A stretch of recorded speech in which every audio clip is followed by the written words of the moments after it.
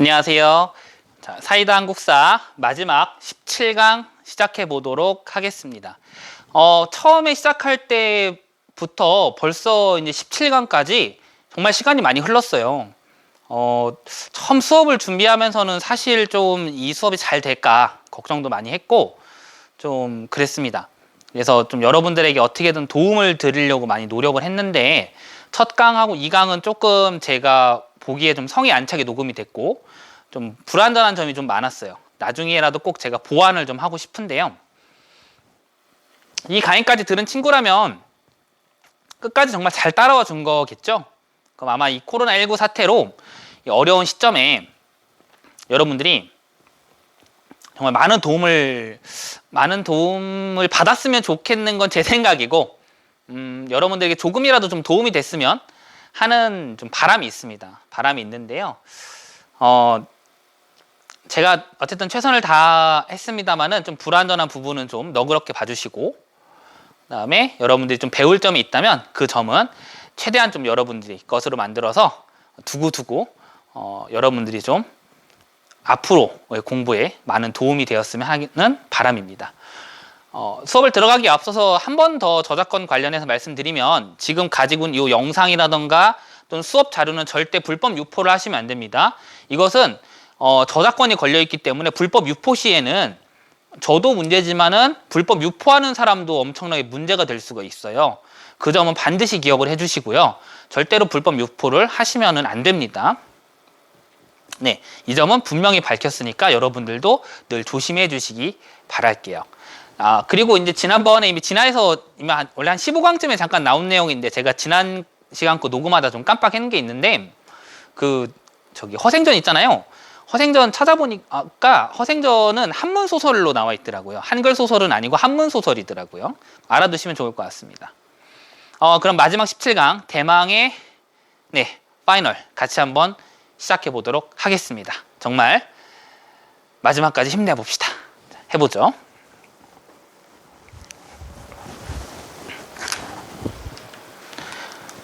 자, 마지막 강의는 신분제와 향촌질서의 동요 그리고 농민봉기로 구성이 되어 있습니다.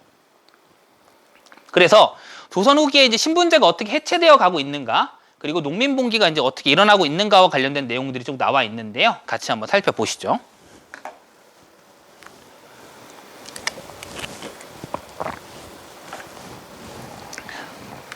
자, 공명첩은 우리 지난번에도 좀 많이 봤던 자료죠. 보시면 근래 공명첩의 값이 매우 싸져서 시내의 하천인들이라도 머리에는 금으로 된 옷관자를 쓰고 허리에는 송자색의 띠를 차고 다닙니다. 또한 백성의 습속이 점점 각박해지고 있습니다. 흉년에는 곡식 2, 3석 가경으로 공명첩을 판매하니 지방의 백성들은 친척이 굶주려 거의 죽을 지경에 이르러도 전혀 돕지 않고 오로지 관아의 공물을 바쳐 공명첩만 얻으려고 합니다. 라고 하는 기록이 남아 있습니다. 여러분요, 공명첩은 지난번에 말씀드렸던 것처럼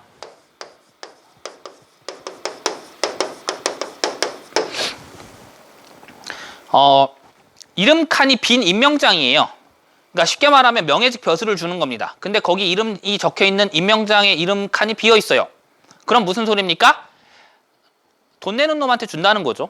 그래가지고 여기 나와 있는 것처럼 흉년이나 전쟁 등 국가의 상황이 어려울 때 국가에서 공명첩을 발행합니다. 그러면 국가에서 원하는 일정량의 세금을 바치는 사람에 한하여 이 공명첩을 발급을 하는 거죠. 그러면 그 공명첩에 이름을 올린 사람은 명예직 벼슬을 얻게 되고 그것이 곧 신분 상승의 길이 된다는 거예요. 그러다 보니까 이 공명첩을 통해서 신분 상승하는 경우가 매우 많았다는 겁니다. 사실은 이거는 정부 입장에서는 급한 불을 끄기 위한 특단의 조치지만 생각을 해보면요. 사실은 임시 방편인 것이죠. 즉 세금을 내야 될 일반 상민들을 양반으로 명예직 벼슬을 줘서 양반의 그런 자격으로 올려버리면 어떤 문제가 생깁니까? 세금 낼 대상이 줄어들잖아요. 그러면 계속 악순환이 생기는 겁니다. 세금 낼 대상이 줄어들면 백성들의 부담은 커지고 백성들은 이탈하기 위해서 공명첩이나 다른 여러 가지 방법으로 신분을 상승하고 신분을 상승하면 세금을 덜 내고 그러면 세금은 또 남은 자에게 부담이 전가가 되고 이런 악순환이 계속 생기게 된다는 거죠. 자, 아무튼 이런 많은 문제가 있었던 공명첩이지만은 어쨌든 조선 후기에 이런 신분제 변화에 가장 큰 기여를 한 제도이자 문서라는 걸 기억을 해주셨으면 좋겠습니다. 공명첩뿐만 아니라 납속책이라고 해서 역시 곡식을 일정량 바치면 신분을 상승시켜주는 그러한 제도도 있었다고 합니다. 다음 이제 향전을 볼게요. 향전은 이제 지방 향촌 사회에서 벌어지는 일들입니다.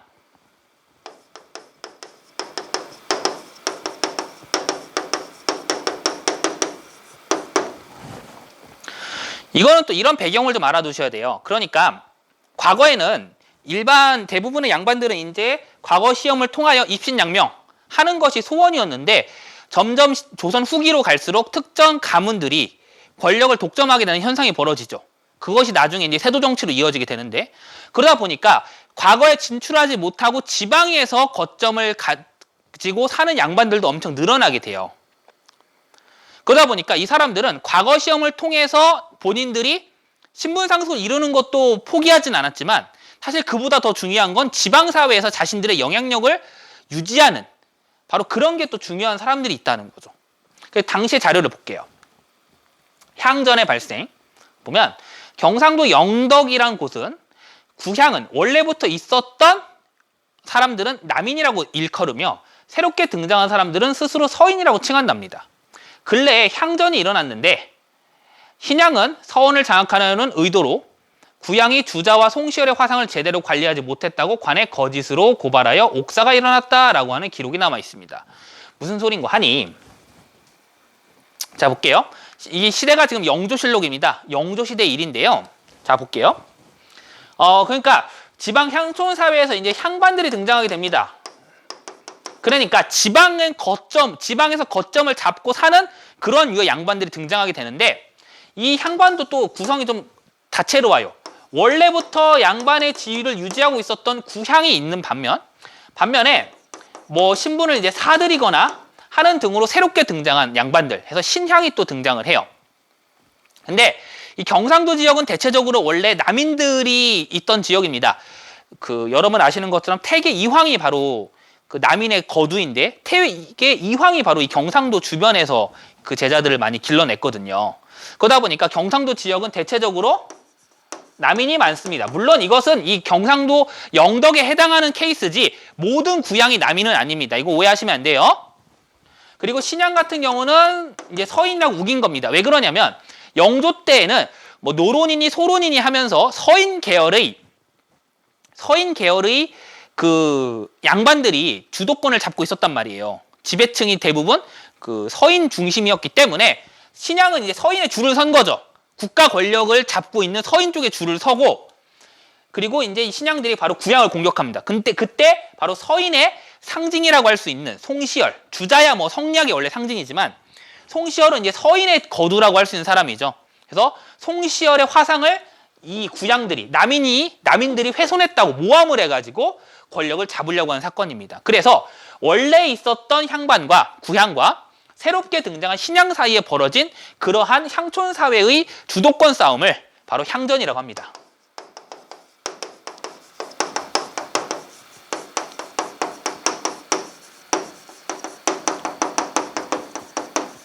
주도권 싸움을 뭐라 한다? 이것을 향전이라고 한다는 거죠. 향전. 그죠? 이런 향전들이 또 발생을 합니다. 그러니까 사실은 이제 이걸 통해서 알 수 있는 건 우리가 이제 확실히 신분제가 바뀌고 있다. 그 전까지는 태어날 때부터 양반이 아니면 양반이 아니었는데 이제 시기가 흘러서 어떤 일이 벌어져요?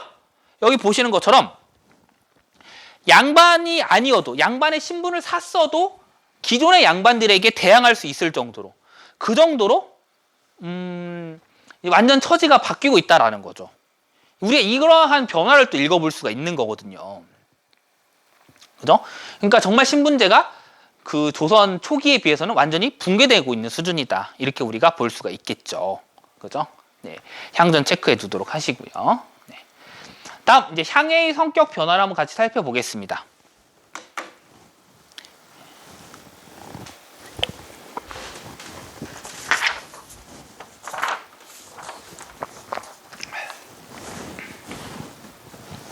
향회의 성격을 같이 보면 읽어보고 말씀을 드릴게요. 향회라는 것이 수령의 손 아래 놀아나는 좌수 별감들이 통문을 돌려 불러 모은 곳에 불과합니다.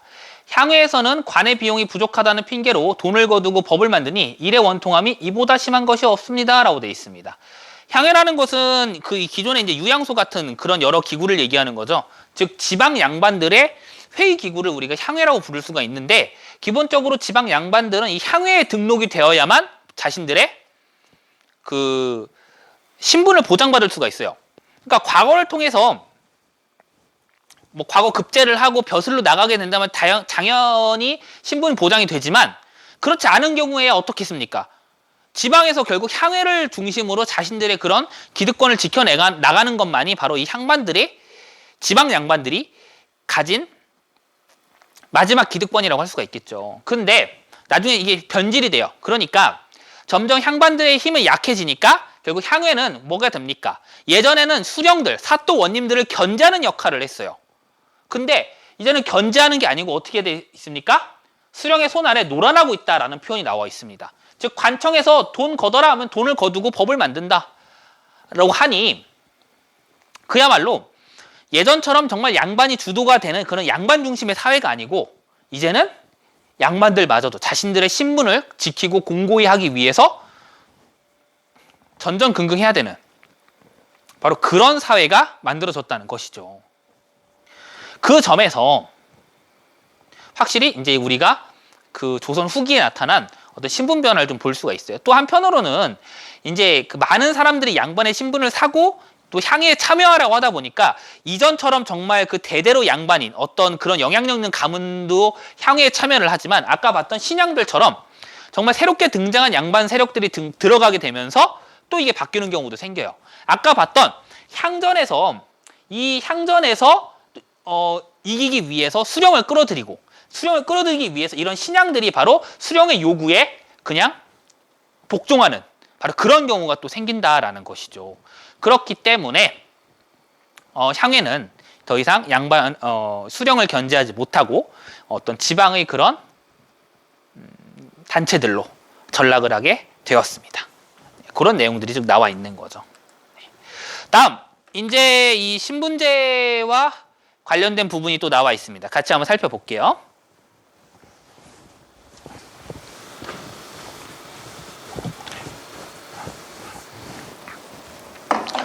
자, 정약용이 쓴 목민심서 이런 내용이 나와 있습니다. 같이 한번 읽어볼게요. 자, 요즘에는 아전들의 풍습이 날로 나빠져 길에서 양반을 만나도 절을 하려 하지 않고, 아전의 자식이나 손자가 양반을 대함에 있어서 너니 나니 하면서 자를 부르고 예를 하지 않는다. 또한 지금은 천한 사람들도 모두 큰 소매와 긴 옷깃에 도포를 입으니 면포나 비단은 날로 풍귀해지고 기강은 날로 무너져가니 작은 걱정이 아니다 라고 이야기를 하고 있습니다. 이것은 이제 당시에 그 어떤 관리가 하소연하는 그런 내용들을 적어 놓은 그런 거예요. 그런 건데, 여기 이제 대체적인 내용들이 결국 그겁니다. 그러니까 예전에는 신분제가 공고할 때는 양반, 중인, 상민, 천민들이 각각 나뉘어가지고 철저하게 신분에 따라서 예법을 차리고 했는데, 이제는 조선 후기에 오니까 어떤 일이 벌어집니까? 더 이상 그런 게 없고, 이제 누구나 뭐 아전의 자식이라고 하더라도 뭐 중인이라도 양반과 있을 때는 서로 아주 편하게 대할 정도로, 그리고 천한 사람이라도 부유하다면 뭐 옷을 사입거나 또는 신분을 세탁하거나 하는 일이 아주 비일비재하게 일어나고 있다는 거죠. 그게 바로 여기 나와 있는 바로 신분제의 동요와 관련된 내용이라고 할 수가 있겠어요. 정약용은 이런 내용들을 이제 왜 적었을까요? 본인이 아닌 다른 관리의 입을 빌려서 이런 일이 있노라 하고서 적고 있는 건데, 이걸 통해서 이제 우리가 생각을 좀 해볼 건, 정약용이 아무래도 당시에 그런 세태를 어떻게 봤을까 하는 거예요. 이런 현상들을 좀 긍정적으로 본 것인지, 아니면 이런 현상이 좀 사회를 위협하는 좀 부정적인 거라고 본 것인지, 이거는 우리가 조금 더 고민을 좀 해볼 내용이라고 생각을 합니다. 아무튼 중요한 건 조선 후기에는 벌써 이러한 상황이 등장을 하고 있었다는 거죠. 이게 사실 상당히 보면 어쨌든 사회가 변화하고 있다. 신분제가 자연스럽게 무너지고 있다는 거죠. 이것이 이제 평등의 길로 가는 것인지 아니면 사회의 혼란으로 종착되는지는 또 그 시대의 여러 가지 그런 사회상에 따라서 결정이 되는 문제겠죠. 그죠? 네. 살펴봤습니다. 그럼 다음 넘어가 보도록 할게요. 자, 삼정의 문란입니다. 삼정의 문란은 우리 지난번에 배운 내용들에 좀 이어서 먼저 그걸 설명하고 그 다음에 사료를 보도록 할게요. 자, 우리 지난번에 봤던 세금 수취제도 정리해 볼게요.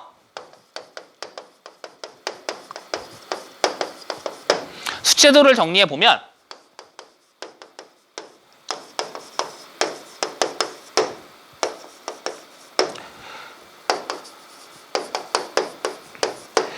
자, 뭐 이 부분을 굳이 지금 와서 뭐 다 일일이 복습을 할 필요는 없을 것 같습니다. 하지만 천천히 정리해 보면 조세 같은 경우는 과전법 체제 하에서 정리가 됐었는데 나중에 세종대에 와서 공법으로 최종 정리가 됐었죠. 공법으로 정리가 됐고 그 공법 하에서는 흉년일 경우에는 최저 세율인 사두를 거둘 수 있었죠. 이것이 나중에 조선 후기 넘어와서 영정법으로 정착이 됐었다고 말씀드렸습니다. 영정법으로 정착이 됐고요. 그래서 최저 세율인 4에서 6두만 수취하는 것으로 결정이 됐어요. 결정이 됐는데 문제는 뭐냐면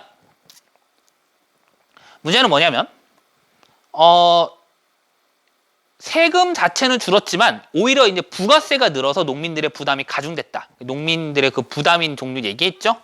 정약용에 의하면 조선 후기에 이 농민들이 내는 세금은 실제 세금보다도 부가세의 비중이 훨씬 높았다고 해서 무려 부가세가 30여 가지가 넘는 세금으로 남아 있었다고 해요. 그러니 백성들이 애써 농사를 지어도 남는 게 없는 거죠. 그 다음 공납입니다. 자, 공납 같은 경우는 처음에 두 가지 문제가 있었다고 했어요. 두 가지 문제는 꼭 기억하세요. 먼저 첫 번째, 특산물, 현물로 걷는다. 두 번째, 집집마다 걷는다. 이런 막대한 세금 부담을 가진 공납을 결국 최종적으로 해결한 것은 뭐였습니까?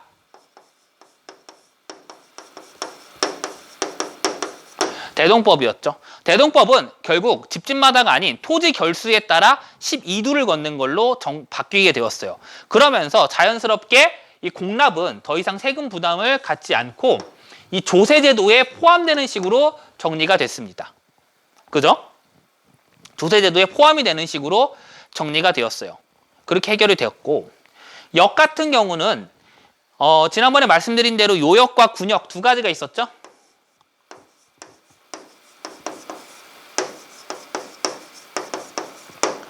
그래서 요역 같은 경우는 워낙에 요역도 상당히 어려운 일이라고 했습니다. 뭐 성벽 보수라던가 한겨울에 얼음 썰기라던가 이런 어려운 일이 있었기 때문에 점차 시간이 갈수록 소멸이 됐고 하지만 이제 국방을 소홀히 할 수는 없죠. 군역을 끝까지 남겨뒀지만 결국 이 군역마저도 기피하려고 하자 최종적으로는 군적수포제로 정리가 되었고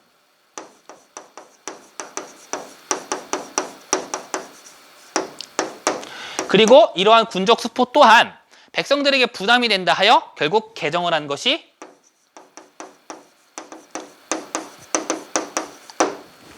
자, 균역법이었습니다. 균역법으로 최종 정리를 했는데요. 균역법은 군역을 균등하게 부과한다 하여 균역법이라고 했지만 사실 이 군역이 가지고 있는 문제를 제대로 해결하지 못했어요. 즉 세금 전체의 양은 줄였지만 세금 부담을 할 수 있는 세금 납부층을 확보하지 못한 거예요. 그러니까 사람들은 세금 부담이 줄었지만 세금 부담이 없는 건 아니니까 끊임없이 세금을 내기 싫어서 도망가거나 신분을 사버리는 경우가 발생을 해요. 즉 일시적으로 세금은 줄었지만 결국 근본적인 문제, 세금 납부층을 확보하는 문제를 해결하지 못함으로써 안타깝게도 농민들의 부담은 다시 늘어나게 됐다는 것이죠. 결국 이 문제는 해결하지 못합니다. 여전히 문제가 생기고요. 그 다음 환곡입니다. 지난 시간에 말씀드린 것처럼 사실 환곡은요 세금이 아니죠. 원래는 농민 구제의 목적으로 만든 겁니다. 그죠?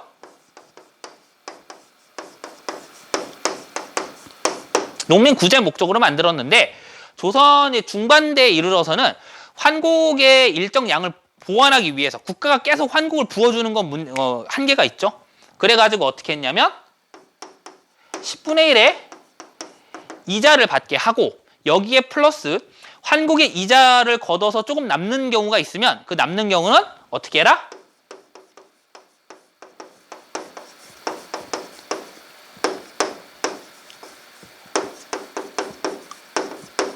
국가 재정으로 운영할 수 있게끔 바꿔놨어요. 그러니까 사실은 환곡을 많이 빌려줄수록 이익이 되는 현상이 벌어집니다. 그럼 어떻게 합니까? 사람들이 너도 나도 너나 할 것 없이 이제 특히나 이 수령들이 환곡을 마구 빌려주는 거예요.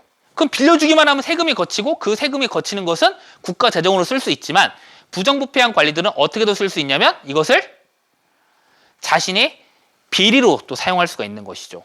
그런 문제가 생기게 돼요. 그러자 나중에 사람들이 환곡을 아무도 빌리려 하지 않아요. 그러니 수령들이 강제로 환곡을 빌리게 하는 경우가 생기고 나중에 가서는 정말 말도 안 되는 환곡을 빌리지도 않았는데 이자를 내게 하는 경우가 생겨요.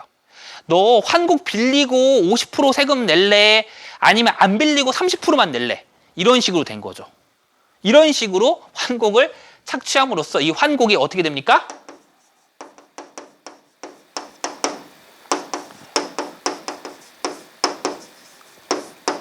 환곡이 세금처럼 운영이 됩니다. 이 부분까지는 보이시나 모르겠어요. 환곡의 부세화라고 적었습니다. 세금처럼 된다는 거죠. 네. 환곡이 부세처럼 운영이 됩니다. 말도 안 되는 겁니다. 그죠? 내가 빌리지도 않았는데 이자를 내야 돼요. 얼토당토하는 일이 벌어지게 되는 것이죠. 네. 말도 안 되는 일이 벌어지는데 어쨌든 조선 후기에는 이렇게 운영이 됐어요. 근데 그마저도 이렇게 강탈한 환곡마저도 당시의 관리들이 부정부패하게 빼먹는 일이 많아서 환곡이 늘 환곡 창고가 텅텅 빈 경우가 많았다고 합니다. 그야말로 조선 후기가 정말 백성들에게는 고통스러운 시기였겠죠. 그죠? 네. 그래서 각각 이 삼정을 정리를 해보면 삼정을 정리해 보겠습니다.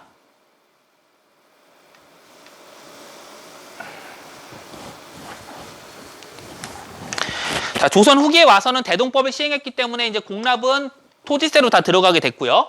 이 조세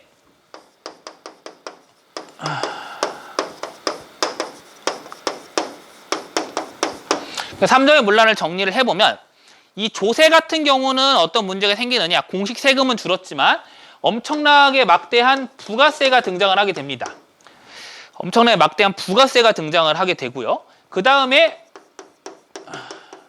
은결이라 하여서 국가가 파악하지 못하는 토지가 등장해요. 국가는 파악하지 못했지만 수령은 알고 있는 토지죠. 즉 국가에 세금을 내지 않고 수령이 개인적으로 걷는 그런 은결들도 엄청나게 증가한다는 거죠. 잠시만요. 네, 지금 녹음이 잘 되고 있는 확인해 봤어요. 이런 문제가 생겼고요. 그 다음 군역 같은 경우는 지난번에 말한 대로 균역법이 제대로 작동하지 못하면서 아까 말씀드린 대로 도망을 가거나 양반이 되어서 군역 부담하지 않는 계층이 늘자 결국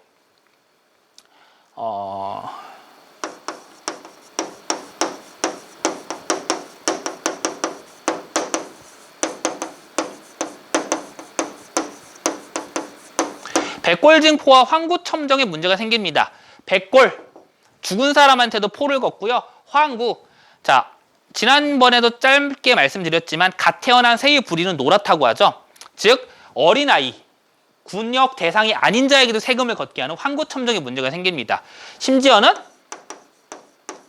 족징, 인징이라 하여서 친척 것을 대신 내게 하거나 또는 이웃사촌 것을 대신 내게 하는 폐단이 등장을 하게 돼요. 그야말로 이 군역은 엄청난 문제를 불러온 것이죠. 이게 바로 핵심은 뭡니까?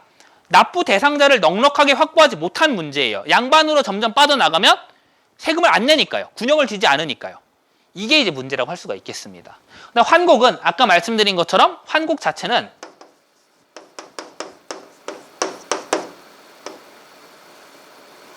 아이고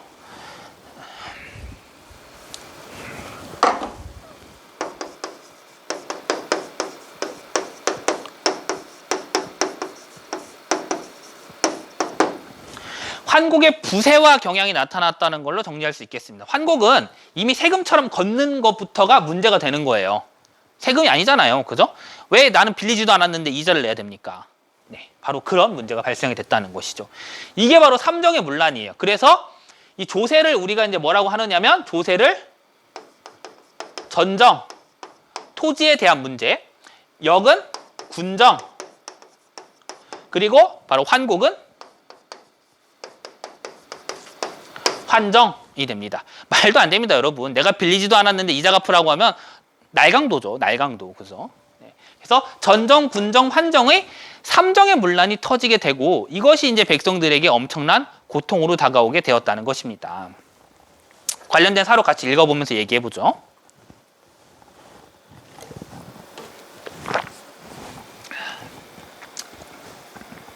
군정탄이라는 겁니다. 보면 제 지아비는 작년에 돌아가셨는데 뱃속엔 아기가 있었지요. 사내 아이를 낳았는데 그 아기 베네털도 마르기 전에 이장의 관가에 알려 군에게 충원되었네요. 포대기에 쌓인 갓난아기 장정으로 군적에 올려서 문이 닳도록 군포를 바치라고 독촉을 하고 점호라고 받고 돌아오니 아기는 이미 죽어 있었지요 라고 하는 내용이 나와 있습니다.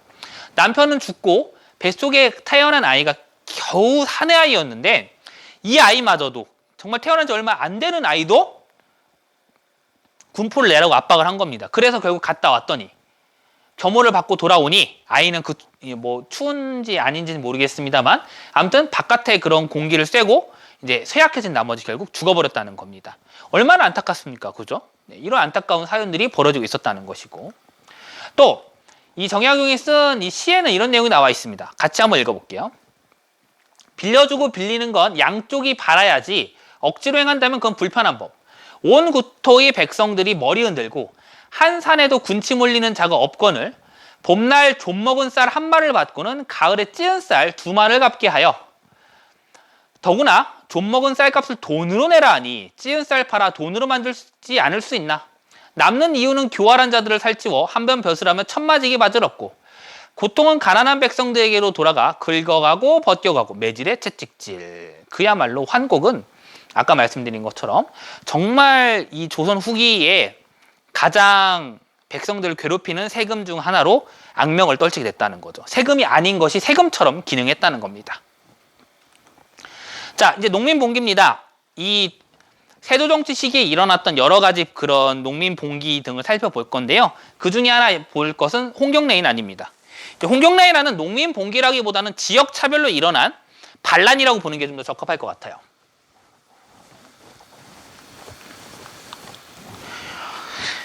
자, 여기 보시면 홍경래인안부터 보겠습니다. 홍경래인안은 1810년대에 일어난 사건이에요.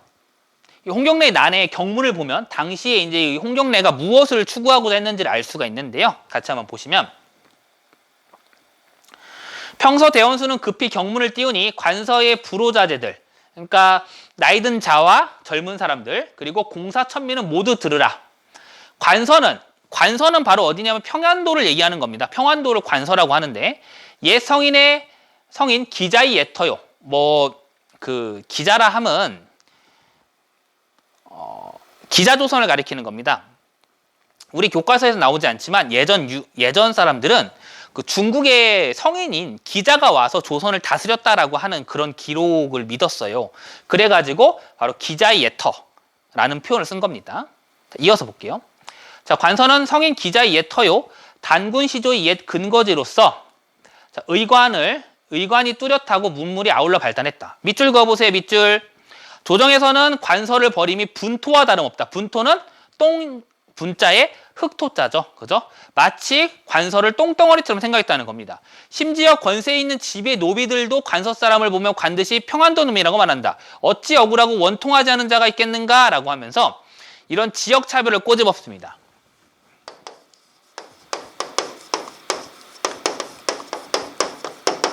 홍경래인안은 당시의 지역차별 플러스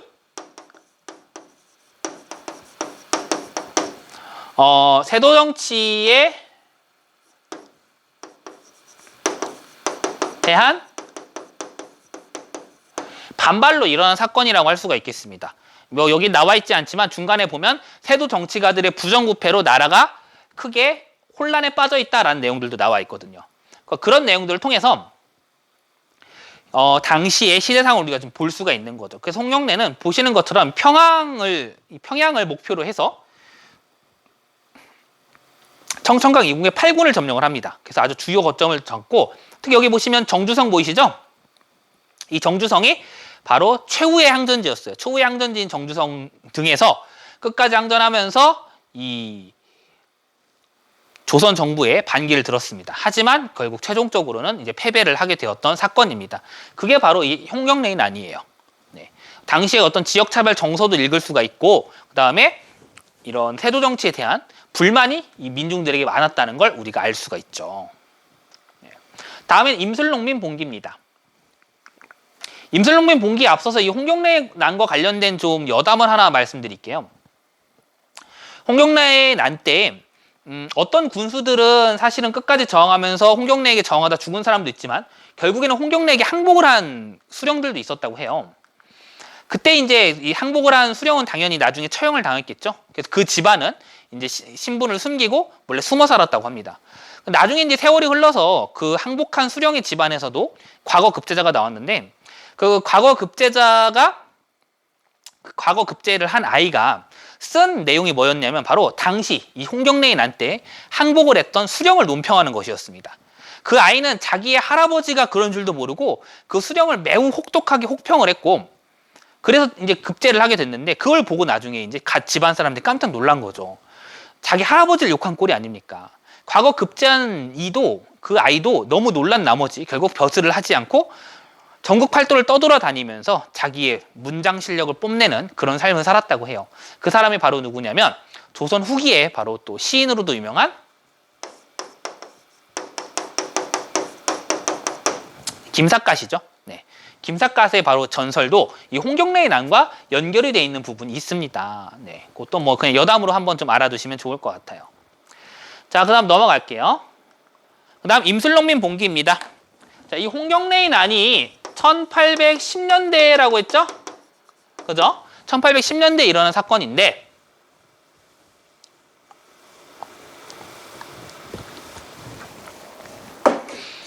임술농민 봉기는요,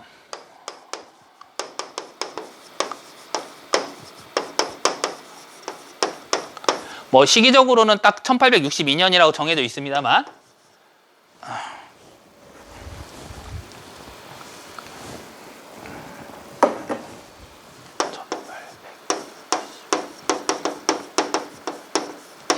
이 사건은 1862년에서 이제 끝이 나지만 그 이후에 일어나는 농민 봉기들은 끊임없이 이제 계속 이어지게 되거든요. 그래서 1860년대에 일어난 사건이라고 기억하시면 좋을 것 같아요.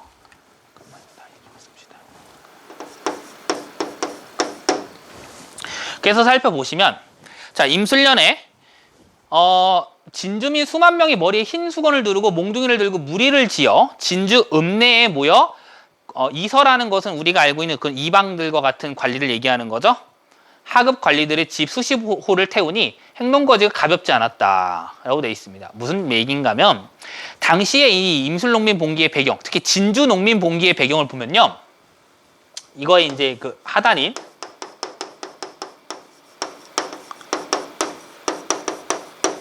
봉기를 보면 진주성에서 이제 나중에 이제 진주 목사가 부임을 했는데 보니까 환곡이 엄청나게 비어 있는 겁니다. 환곡이 비어가지고 그야말로 관청 곡식이 텅텅 비게 돼 있어요. 그래가지고 이 환곡을 일부는 없는 걸로 치고 나머지는 백성들에게 부담을 시켰어요. 근데 당시에 이 진주의 병마절도사였던 백낙신이 어떻게 했냐면, 우리도 이참에 환곡을 메꾸자 하면서 수만 석이 비는 환곡을 백성들에게 또 전가를 한 겁니다. 그러자 백성들이 더 이상 참지를 못하고 일어나서 우리들을 어떻게 이렇게 핍박할 수 있느냐라고 하면서 일어난 사건이 바로 진주 농민 봉기예요. 그래서 신수고를 두른 백성들이 길 위에 빙 둘러 백성들의 재산을 함부로 거둔 명목과 아전이 억지로 세금을 포탈하고 강제로 진수한 일들을 면전에서 질책했는데 조금도 거리낌이 없었다는 내용이 나와 있습니다. 즉 국가에서 보낸 수령들은 함부로 할 수가 없지만 세금을 직접 걷었던 이런 하급 관리들은 그야말로 완전히 능멸하고 위협을 하면서 백성들의 위세를 과시한 사건이죠.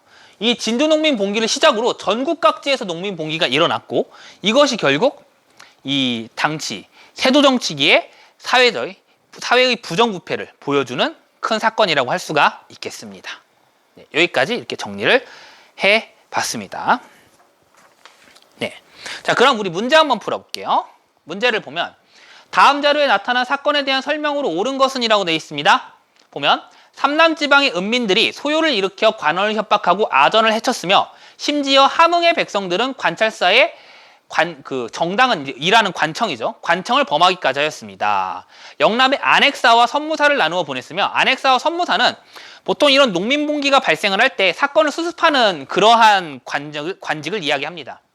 호남 난민의 두모자를 차명에 처하였고 지방관리를 처벌하였습니다. 임술 농민봉기와 관련된 사건이라는 거 키워드를 보면 알 수 있겠죠? 백성들이 소요를 일으켰다, 관원을 협박했다, 안핵사 등등을 보면 이것이 농민봉기와 관련돼 있다는 걸 알 수가 있습니다. 설명으로 옳은 것은 삼정 이정청이 설치되는 계기가 되었다. 바로 1번이 정답이겠죠. 삼정의 문란을 해결하기 위한 기구를 만들었다. 하지만 이 기구를 운영하는 사람이 바로 세도정치 가문이었어요. 그러니 당연히 문제가 근본적으로 해결될 리가 없겠죠. 당백정 발행은 이 이후에 등장하는 고종, 그러니까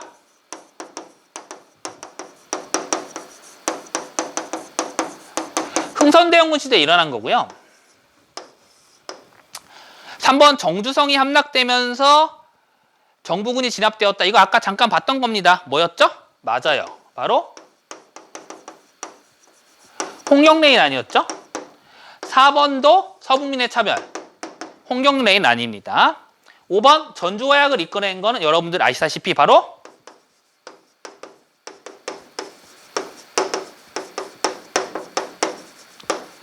동학농민운동이죠. 그래서 정답은 몇 번입니까? 1번이 되는 겁니다. 1번. 네. 다음. 밑줄친 기역에 대한 정부의 대책으로 옳은 것은 안핵사, 진주 안핵사라고 돼 있죠? 그죠? 이거 진주농민분기와 관련될 수 있겠구나. 이번에 진주에서 밀란이 일어난 것은 전적으로 백낙신, 체크해 두세요. 네, 백낙신이 재물을 탐하여 백성들을 지나치게 수탈했기 때문입니다. 밀란이 일어났으니 문초해야 합니다라고 하였다라는 내용이 나와 있습니다. 이것 또한 이 진주농민봉기와 관련된 자료임을 알 수가 있어요. 자, 진주농민봉기와 관련된 자료임을 알 수 있습니다. 자, 그래서 정리를 해보면요. 1번 전민변정동감 설치하였다는 것은 자, 이것도 토지의 개혁을 실시한 거긴 합니다만 이것은 고려죠. 고려에 해당되는 거니까 틀리고요. 황룡사 구층목탑은 신라와 관련되어 있는 자료라는 거 이미 여러분 충분히 배웠고 정답 3번이네요. 삼정 이정청. 수원화성 건설한 것은 조선은 맞는데 이것은 조선 정조 때니까 틀리고요. 정동행성을 폐지한 것 이것도 고려죠. 1번과 5번은 모두 고려 자 공민왕 때겠다. 그죠? 공민왕 때입니다. 그렇게 해서 정답은 3번이 되겠습니다. 네.